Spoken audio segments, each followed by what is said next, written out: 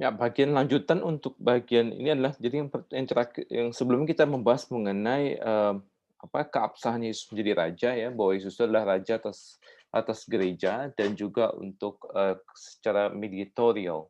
Dan kita akan melihat pengakuan Yesus sebagai raja yang dicatat oleh Alkitab, eee ya, jadi di sini kita melihat, ayatnya juga masih di Matius ya, karena kelihatan Matius ini langsung menjelaskan mengenai, Yesus adalah raja dan kemudian dia memberikan bukti-bukti bahwa Yesus adalah raja. Nah, Matius 2 ayat 11 ya, kebetulan ini juga suasananya sudah menuju Natal, jadi kita akan menemukan kisah Natal yang, dengan cara berbeda. Maka masuklah mereka, orang Majus ke dalam rumah itu dan melihat anak itu bersama Maria ibunya, lalu sujud menyembah dia. Jadi, ini orang-orang Majus datang ya, dan mereka pun membuka tempat harta bendanya dan mempersembahkan persembahannya kepadanya, yaitu emas, kemenyan, dan mur. Ya, eee, orang-orang Majus itu datang jauh-jauh dan datang untuk menyembah Yesus Kristus ya. Jadi ini cerita yang, unik. Nah, kita akan lihat beberapa bagian dijelaskan di sini ya. Jadi emas, kemenyan, dan mur adalah persembahan yang sangat berharga. Kita tidak menemukan banyak hal yang secara spesifik gitu ya, tetapi emas, kemenyan, dan mur dipahami juga pada waktu itu sebagai persembahan yang layak untuk diberikan kepada, seorang raja gitu. Dan mereka ini juga memang datang dengan mengakuinya sebagai raja, mereka datang dan menanyakan di mana raja, dan mereka betul-betul datang untuk mencari raja, dan persembahan yang mereka bawa ada persembahan untuk raja, gitu. Jadi ini pemahaman yang koheren dengan semua cerita ini. Nah kemudian, di sini kita lihat bahwa catatan Matius kemungkinan dipengaruhi oleh Mazmur 7:2 ayat 10-11 ya, yang merujuk kepada semua raja-raja itu jatuh di hadapan sang raja. Nanti bisa diperhatikan teks ini ya, secara di dalam seluruh perikopnya. Jadi semua bangsa melayani dia dan mempersembahkan kepada dia itu hadiah ya, dora dalam bahasa Yunaninya, emas ya, atau kruson, yang kemudian disebut secara khusus di ayat 15 gitu. Jadi, di dalam, Mazmur ada catatan mengenai para raja atau raja-raja itu sujud menyembah kepada seorang raja atau sang raja, dengan mereka itu datang kepada dia membawa emas, membawa dora, ya, membawa hadiah-hadiah. Jadi membawa emas, kita bisa sebut membawa kemenyan dan mur gitu. Jadi mereka membawa emas, membawa hadiah-hadiah yang lain kepada raja ketika para raja itu sujud di hadapan sang raja gitu. Nah, jadi cerita ini sepertinya memang ketika Matius melihat kisah ini dan dia menemukan adanya link, adanya hubungan itu, sehingga dia mencatat hadiah-hadiah yang dibawa oleh orang Majus ini, karena di sini dia melihat adanya penggenapan atau kegenapan dari apa yang telah dijanjikan di dalam Mazmur, yaitu bahwa ketika para raja itu datang menyembah sang raja, mereka membawa emas dan membawa hadiah-hadiah yang lain. Nah, karena dia melihat adanya link, melihat ada hubungan itu, makanya catatan ini menjadi dimasukkan oleh Matius untuk menunjukkan bahwa ini adalah kisah para raja datang menyembah sang raja. Nah, kemudian Yesaya 60 ayat 1-6 mengacu kepada semua bangsa dan raja-raja datang kepada terang dengan kekayaan bangsa-bangsa yang diberikan, yaitu emas, kemenyan gitu. Jadi ini mirip lagi ya, dalam Yesaya ada cerita juga mengacu di mana bangsa dan raja-raja datang kepada terang ya, kepada sumbernya, kepada Sang Allah gitu ya, kepada eh, ya kita bisa sebut di sini sebagai sang raja, dengan kekayaan bangsa-bangsa yang mereka bawa itu adalah emas dan mereka bawa itu adalah kemenyan. Nah, secara teologis, ayat-ayat ini mengatakan hal yang sangat mirip dengan apa yang Matius katakan. Ya. Raja yang baru lahir itu adalah raja atas seluruh dunia. Dan penghormatan yang sesuai harus dibayar kepadanya oleh semua bangsa. Ya. Namun dalam Injil Matius, Israel menolak Yesus sebagai raja dan bersikap kontras dengan bangsa-bangsa lain. Ya. Jadi yang mau dikatakan oleh Matius di sini adalah raja yang baru lahir itu adalah raja atas seluruh dunia. Jadi uh, Yesus itu adalah raja atas gereja, pasti karena disitulah kuncinya. Tapi kemudian kan dikatakan bahwa Dia menjadi raja semua bangsa, raja atas segala raja, yang menunjukkan bahwa dia ada pengakuan bahwa dia adalah raja gitu. Ada pengakuan dia adalah raja dari seluruh raja. Nanti dia akan membeli seluruh dunia ini dengan darahnya dan kemudian dia akan diangkat oleh Allah atas menjadi raja atas segala sesuatu. Ya. Nah, yang kita akan bahas di sini adalah pengakuan-pengakuan Yesus sebagai raja yang menunjukkan bahwa Yesus itu diakui sebagai raja dan diakuinya oleh para raja. Nah, kesimpulannya adalah orang Majus ini mempersembahkan harta mereka kepada Yesus dengan tujuan untuk menghormati Dia yang adalah raja.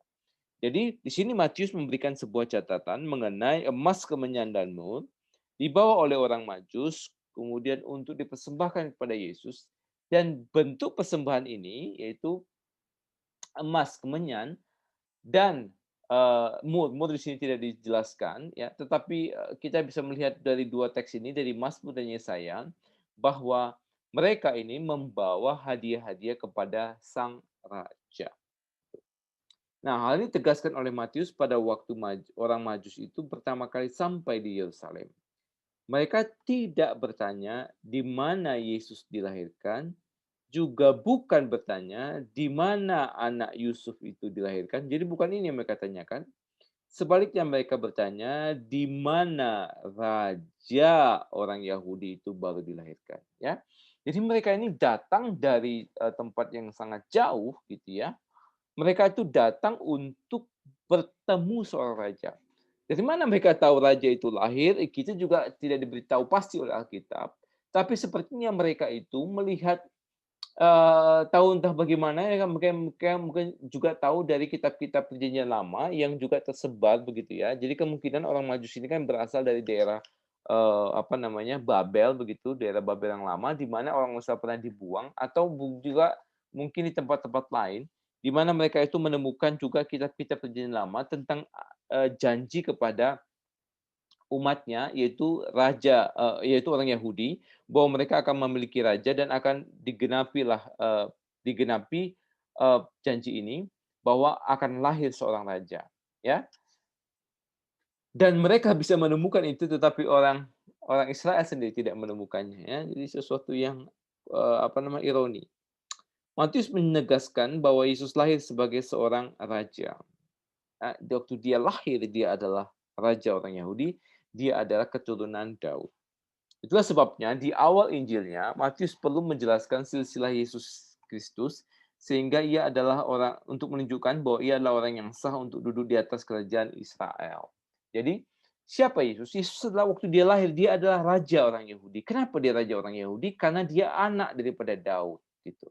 Dia adalah keturunan Daud. Dan setelah Yesus Kristus, tidak ada lagi yang menjadi raja. Yesus Kristus akan menjadi raja atas selama-lamanya, atas orang Israel atau umat Allah. Nah, disinilah menunjukkan pengakuan Yesus sebagai raja, dan orang-orang Majus ini datang di dalam satu pengertian yang besar gitu ya. Nah, kapan mereka? Kita nggak tahu pasti kapan mereka datang, kapan mereka ini. Tapi ketika mereka melihat bintangnya, bintangnya itu baru anggaplah ya bintang itu muncul 2 tahun yang lalu, pada waktu Yesus lahir. Tapi mereka datang ini pada waktu itu kurang lebih 2 tahun gitu ya. Jadi mereka itu melihat bintang Yesus Kristus itu kurang lebih 2 tahun yang lalu, dan kemudian kita tahu dari mana karena teks mengatakan mereka memberikan keterangan bahwa usia Yesus waktu itu kurang lebih 2 tahun, bintang itu muncul 2 tahun yang lalu, dan kemudian Herodes itu membantai semua bayi di Bethlehem itu yang usianya di bawah 2 tahun ke bawah gitu. Jadi kita nggak tahu mereka di mana, tapi waktu itu mereka melihat bintangnya, lalu kemudian mereka melihat keunikan daripada bintang itu, lalu kemudian mereka menyelidiki, menyelidiki, menyelidiki, dan kemudian mereka sampai pada satu kesimpulan bahwa raja orang Yahudi sudah lahir, sehingga mereka melakukan sebuah perjalanan. Berapa lama perjalanannya kita tidak tahu, tetapi mereka melihat bintang itu 2 tahun yang lalu. Ya, ada kemungkinan mereka setelah melihat bintang itu melakukan sebuah penyelidikan, lalu mereka melakukan perjalanan ke eh, Israel ya, ke Bethlehem. Nah, ini adalah pengakuan Yesus sebagai raja ya. Jadi secara singkatnya ini, cerita orang Majus ini adalah cerita tentang pengakuan Yesus sebagai raja. Bahwa mereka itu mengaku Yesus itu adalah raja, karena mereka datang dan mencari raja di sini, lalu kemudian mereka itu sujud menyembah kepada raja itu, yaitu bayi itu, dan waktu mereka datang Yesus sudah nggak bayi ya, Yesus kurang lebih 2 tahun lah ya. Lalu mereka mempersembahkan korban ya. Di sini juga beda, waktu itu mereka datang, kalau kalian lihat nanti perhatikan di dalam Matius mereka itu masuk ke dalam rumah ya. Nanti kalian bisa lihat, cek Alkitab kalian sendiri. Jadi kalau kalian lihat drama Natal di mana orang Majus ketemu dengan gembala, itu cerita yang nggak terlalu cocok dengan cerita Alkitab ya. Gembala datang melihat Yesus lahir, yaitu pada waktu Yesus baru lahir, dan waktu itu di sekitar kandang domba, dan waktu itu tidak ada orang Majus.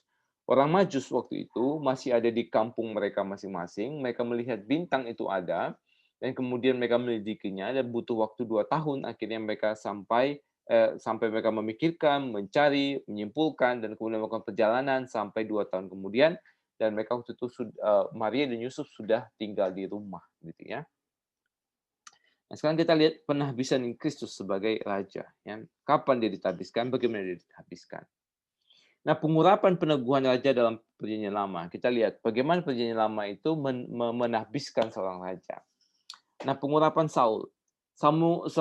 Samuel mengambil buli-buli berisi minyak, dituangkannya ke atas kepala Saul. Inilah tandanya bagimu bahwa Tuhan telah mengurapi engkau menjadi raja atas miliknya. Ya, jadi pengesahan seorang raja menjadi seseorang menjadi raja adalah dengan pengurapan minyak menurut kisah ini. Lalu kita lihat lagi ya. Dalam pengurapan Daud, Allah memerintahkan Samuel untuk pergi mengurapi Daud menjadi raja.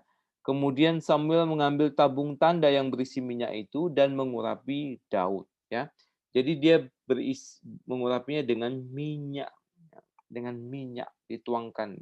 Jadi yang ini Samuel itu disahkan menjadi raja dengan minyak. Lalu waktu Daud juga sama. Samuel mengambil tabung tanduk berisi minyak, mengurapinya Daud. Jadi minyak adalah tanda untuk mengurapi. Jadi seseorang itu ketika dia itu menjadi raja, maka dia dituangkan minyak ke atas kepalanya. Ya. Pengesahan menjadi raja adalah dengan menuangkan minyak. Nah, secara prinsip pengurapan adalah syarat atau cara pengesahan atau mentahbiskan seorang menjadi raja. Nah, bagaimana dengan Yesus? Nah, bentuk nyata dari pengurapan Yesus Kristus adalah baptisan. Loh, kok bisa baptisan? Ya, nah kita lihat di sini ya. Roh turun dari surga, dari langit seperti merpati, dan ia tinggal di atasnya. Sejak saat itu Kristus mulai melakukan tugas pelayanannya. Jadi Yesus melakukan tugas pelayanannya atau melakukan fungsinya sebagai raja dan melakukan tugasnya yang lain sebagai imam dan nabi setelah dia ditahbiskan, yaitu dengan pengurapan minyak ini. Nah, pengurapan minyak ini kenapa bisa? Kristus, jadi gini, pengurapan minyak itu sebenarnya simbolik ya. Jadi pengurapan minyak itu adalah sebenarnya supaya roh yaitu segala karunia Allah, roh Allah itu turun atas orang itu untuk dia itu dibekali gitu. Dibekali menjadi raja. Ya. Ya, jadi raja itu di sini ya, jadi mereka itu sebenarnya ketika di di diberikan satu jabatan menjadi raja oleh Allah, baik Saul maupun Daud pada waktu itu, mereka itu sebenarnya diurapi oleh Roh Kudus gitu. Jadi Roh Kudus masuk ke dalam diri mereka. Roh Kudus itu dianugerahkan kepada mereka untuk memberikan kecakapan di dalam mengerjakan tugas menjadi raja gitu. Nah, hadirnya anugerah Allah atau hadirnya karunia roh itu di dalam diri mereka disimbolkan dengan minyak itu. Nah, Yesus Kristus tidak diurapi dengan minyak, tapi langsung roh turun dari langit seperti merpati tinggal di atasnya. Jadi yang kita lihat dengan pengurapan minyak bukanlah hal yang sebenarnya. Yang kita lihat dengan pengurapan minyak adalah simbol atau sesuatu untuk menunjukkan apa yang terjadi di belakangnya gitu. Ya. Jadi itu adalah seperti sakramen gitu bentuknya. Jadi apa yang kita lakukan itu sebenarnya adalah sesuatu yang untuk menunjukkan yang di belakangnya. Yang artinya adalah turunlah roh atas, Daud dan atas Saul waktu mereka menjadi raja, dan pada waktu kasusnya Kristus, langsung roh turun dari langit seperti merpati, tinggal di atasnya. Sejak saat itu Kristus melayani. Jadi inilah kunci daripada pelayanan Yesus Kristus, atau istilah kunci ketika dia itu ditahbiskan atau menjadi raja. Kristus tidak diropi dengan simbol mediator seperti minyak, tapi Yesaya jelas mengatakan bahwa Roh Kudus ada di atas Yesus karena pengurapan itu telah ada di dalam Kristus. Ya, dia mengatakan Roh Tuhan ada padaku oleh karena Tuhan telah mengurapi aku.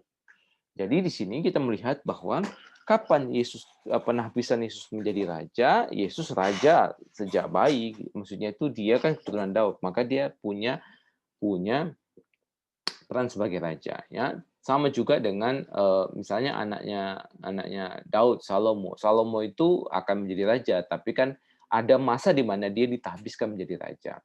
Anaknya Salomo waktu lahir dia adalah putra mahkota, calon raja, tapi ada masa di mana dia ditahbiskan menjadi raja. Nah, Yesus Kristus juga sama, dia menjadi menerima menerima menerima penahbisannya itu pada waktu dia dibaptis. Ya, itulah penahbisan Kristus sebagai raja, ya. Nah, kemudian bagian selanjutnya adalah mengenai Yesus dan kerajaan. Nah, kerajaan Allah ini bersifat spiritual, ya. Jadi, apakah kerajaan Allah ada, kerajaan Daud itu ada sampai sekarang? Ya, ada, ya. Uh, Daud menjadi raja atas kerajaan Allah yang pada waktu itu adalah Israel. Tetapi kemudian kan berkembang menjadi karena berkat itu ke seluruh dunia. Nah, sekarang itu tidak ada kerajaan yang sebesar yang seperti Daud, tapi kerajaan itu sekarang bersifat spiritual, ya.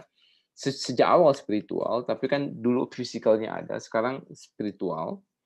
Kerajaan Allah tidak sama dengan kerajaan dunia ini, ya, maksudnya yang bentuknya fisik begini. Secara sederhana kerajaan Allah didefinisikan sebagai kerajaan yang pemerintahnya adalah Allah. Jadi kita dapat merasakan kekuatan dan peran dari kerajaan Kristus hanya ketika kita mengenalinya sebagai hal yang rohani. Artinya,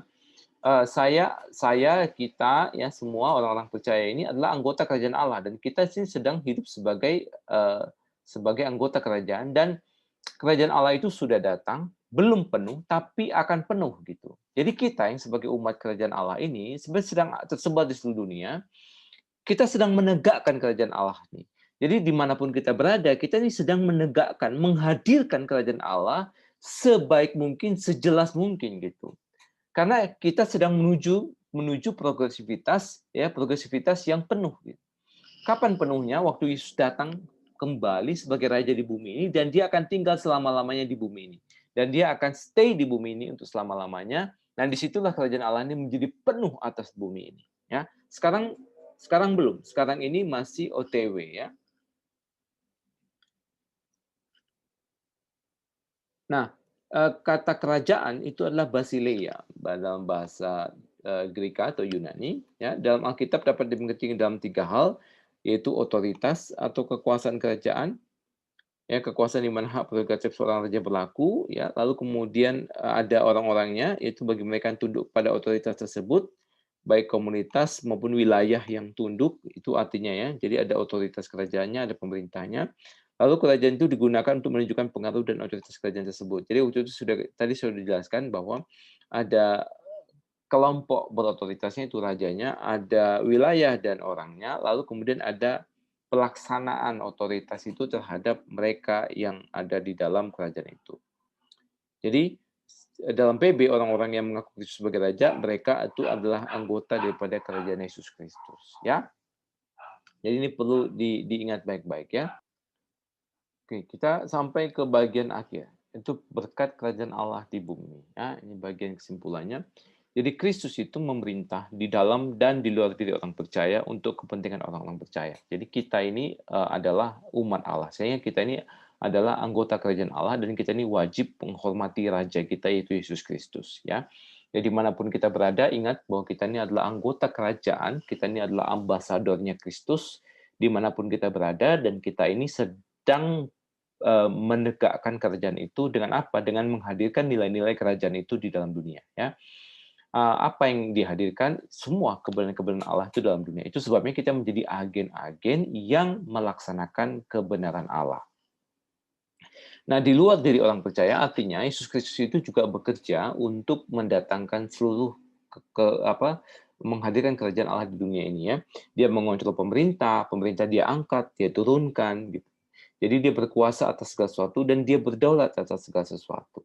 Tetapi secara khusus bagi kerajaannya, kita itu memiliki satu perjanjian dan kita adalah umat, ya. Jadi Yesus itu memerintah secara khusus kepada kita dan secara umum kepada dunia ini. Nah, orang percaya dilengkapi dengan kuasanya. Nah, kita nih ya, menghiasi kita dengan keindahan dan kehebatannya karena kita anggota kerajaan, ya. Jadi kita sebenarnya berbeda. Kelihatannya sama, tapi sebenarnya secara spiritual kita diperlengkapi secara berbeda. Kita ini punya keanggotaannya, kita ini sebenarnya punya KTP lah, KTP kerajaan Allah.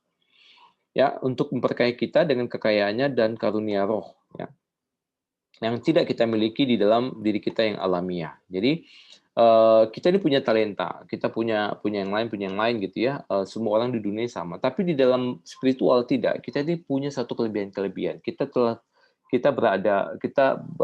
Berada dalam Kristus. Kita pulih hubungan kita dengan Allah dan kita itu maksudnya kita itu berada dalam satu pergaulan yang khusus dengan, ya, agar kita dapat melihat bahwa kita sungguh-sungguh telah tergabung dengan Allah dan dalam kebahagiaan sempurna yang sifatnya already but not yet, ya. Nah, dengan mengandalkan pada kekuatan roh yang sama, kita tidak ragu bahwa kita akan selalu menang atas iblis, atas dunia, dan segala macam yang membahayakan kita. Jadi, ingat baik-baik bahwa kita ini adalah anggota kerajaan Allah, kita adalah umat Allah, dan kita telah ditebus oleh Kristus menjadi umat Allah, ya, penerima janji Abraham, dan kita ini berada dalam pemerintahan, dan kita dilindungi oleh Sang Raja dan diperlengkapi oleh Sang Raja untuk menyatakan nilai-nilai kerajaannya di bumi ini. Nah, itu bagian daripada kita, ya. Jadi ketika kita menjadi mahasiswa, ketika kita di rumah, ketika kita apa pembelajaran daring ini, dimanapun kita berada, selalu ingat baik-baik bahwa kita ini sedang menegakkan nilai-nilai kerajaan. Nilai-nilai kerajaan itu bukan sesuatu yang harus kita paksa-paksa, tidak. Nilai-nilai kerajaan itu adalah sesuatu yang Allah kerjakan dalam diri kita, di mana kita itu terus bertumbuh dalam Tuhan, dan dalam pertumbuhan kita itu kita terus juga menyatakan bahwa nilai-nilai kerajaan itu ada, ya, ada kebenaran, ada kejujuran, ada keadilan, ada kedisiplinan gitu, di mana nama Allah dimuliakan dengan hidup kita. Nah, jadi dimanapun kita berada, ingat baik-baik bahwa kita tuh selalu berbeda. Kita memiliki hal-hal yang melampaui hal-hal yang alamiah yang kita miliki. Ya, jadi ini pembelajaran kita mengenai Yesus adalah Raja. Untuk Yesus adalah Imam dan Nabi kita nggak sempat mempelajari. Jadi ini aja untuk kita di semester ini. Oke, thank you. God bless you.